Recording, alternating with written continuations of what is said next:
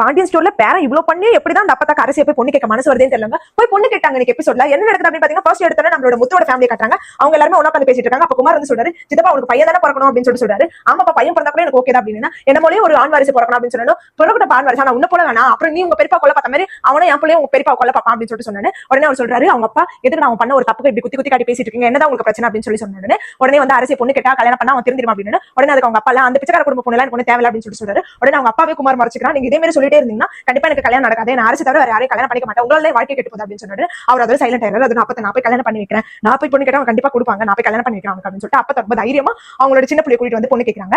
எடுத்ததுமே அவங்க டைரக்டா கேட்டுறாங்க, இது போல வந்துட்டு குமாருக்கு வந்து அரசு கல்யாணம் பண்ணி கொடுத்தா குமார் நல்லா இருப்பா அப்படின்னு. பாண்டியனுக்கு அவங்க அம்மாக்கு எல்லாருக்கும் ரொம்ப கோவம் வந்துருது. ஏன்ப்பா உனக்கு வந்து என்னதான் இருந்தாலும் பிள்ளையும் பிள்ளையோட பசங்க தான் உனக்கு முக்கியம் இல்ல, அவனுமே ஒரு கேடு கட்டவனுக்கு போய் என் பொண்ணை கல்யாணம் பண்ணி தர சொல்றேன், எப்படி மனசு வந்து கேட்கறா அப்படின்னு சொல்லிட்டு அப்படி இப்படி தபா தபான்னு கத்துறாங்க. உடனே அவர் சொல்றாரு, இது போல வந்துட்டு கொஞ்சம் வெயிட் பண்ணுங்க அத்தா அப்படின்னு சொல்லிட்டு சொன்னா அரசு வராங்க. அரசு கிட்ட கேட்கறாங்க, இது போல வந்துட்டு குமாருக்கு பொண்ணு கேட்டு வந்திருக்காங்க, உனக்கு ஓகே கல்யாணம் பண்ணிக்கிறது அப்படின்னு. அரசு உடனே முடியவே முடியாது, அவனுக்கு தேவையே கிடையாது அப்படின்னு சொல்லிட்டு மூஞ்சல் அடிச்ச மாதிரி சொல்லிடுறாங்க.